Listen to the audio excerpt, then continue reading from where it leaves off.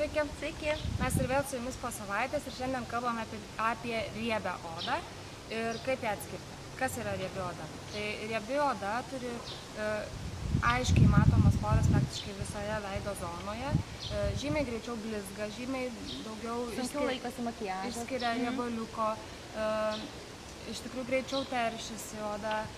Ir pati iš savęs genetiškai jinai pilnai aprūpina save drėgme, tai mes privalome tiesiog palaikyti balansą, kad oda gerai atrodytų ir gerai jaustų. Taip, sureguliuoti tą riebalus, sureguliuoti.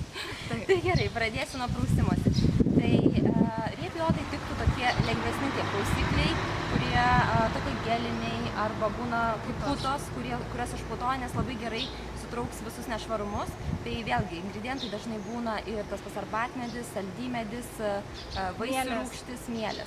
Taip, ir priminsiu, kad riebi odai labai tinka nusausinimas servetėlė. Tikrai nenaudokit rankšluosčio, nes vėlgi išnešios visas bakterijas. Tiesiog gražiai, kaip anksčiau rodėm, nusausinat servetėlę. Kadangi poros yra atviros, tai servetėlė žymiai geriau. Taip, numeris 2?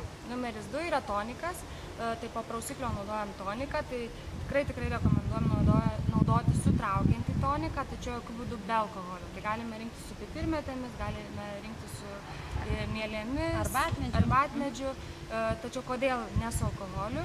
Tai alkoholis jisai sausina odą, tiesiog sausina ir oda palaipsniui išgaruoja, praranda visą savo drėgmę ir ji pradeda tiesiog dar labiau gaminti riebaliuką ir pradeda dar labiau blizgėti, pradeda save mėginti pridrėkinti ir to pasiekoje gaunasi, kad oda tiesiog riebi oda pradeda visiškai prarasti drėgmę, visiškai dehidratuoti. Tai neapsigaukit, nes tas poveikis geras alkoholinio toniko būna labai trumpas. Iš pradžių atrodo labai gerai, bet iš tikrųjų viskas gaunasi jokio tęstinumo nėra.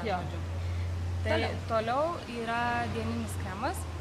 Tai dienai rekomenduotume rinktis lengvesnius kremus. Gali būti gelinės konsistencijos, gali būti emulsijos, vien tam, kad neapkrauti odos, nes kadangi oda iš savęs yra riebi, gamina daugiau riebaliuko, tai dienai mes norime lengvo veido efekto, tai galime rinktis matinį efektą sukuriančius kremus, gali sutraukti poras, tai gali vėlgi būti mikrosidabro dalelių, ingredientų, mielių, saldymedžio, inkapsuliuotos vaisių rūgštys.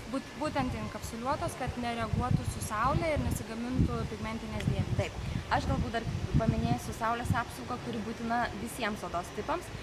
Tik tai neapsigaukite, nepirkite kažkokių sunkių kremų, riebi odai, tiktų toksai lengvas pienelio konsistencijos apsauga, bet ją naudoti tikrai būtina. Ir tada vakarui galite rinktis kaip ir dviejopo poveikio kremą, tai galėtų būti ir drėkinantis, jau tos ingredientus turbūt žinot, ir hialuronas, tas pats yra alijošius, pantenolis, ir kartu tas kremo, kuris reguliuotų jūsų riebalų pusiausvyrą. Taip, yra tokių kremų, kurie daro dvi funkcijas, drėkinantis, valantis kremukas, tai nakčiai toks labiau. Ir toliau papasakosim apie tai, ką jūs galėtume daryti savaitės bėgyje namuose. Tai rekomenduojam nors kartą per savaitę pasidaryti šveitiklį ir kaukę. Šveitiklį riebiai odai galima darytis iš tikrųjų ir su grūdeliais, mechaniniam tom dalelytėm, tačiau atkreipkite dėmesį, kad jeigu turite spuogelių, kuriuos galite išnešioti ant viso veido, tai toks šveitiklis nebus tinkamas, nes, kaip jau ir minėjom, išnešiosime tiesiog užkrėtimą ant viso veido. Tai geriau rinktis tokiu atveju fermentinį enziminį, tą vadinamą. Tai aš dar pridėsiu apie šveitiklius, kad pačios jokių būdų nespaudinėkite, nekrapštinėkite spuogelių. Taip labai norisi. Nes iš tikrųjų tiesiog išnešiojam užkrėtimą. Geriau bent kas 3-4 mėnesius apsilankykite pas profesionalą, pas kosmetologą, kuris parinks jums tinkamą veido valymą, kurių iš tikrųjų rūšių būdų yra daugybė. Taip, tiek rūgštiniai pilingai, tiek mechaniniai valymai, bet čia palikim profesionalui.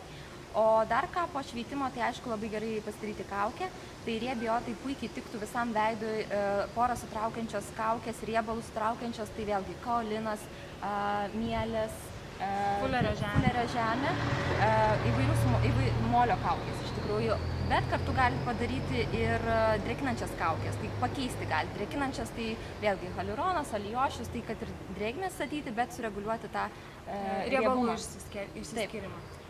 Ir iš tikrųjų tiek, su riebios odos priežiūra tiek, kitą savaitę pašnekėsim apie būklę, dehidratuotą odą. Tai Šiandien tiek ir iki. Iki.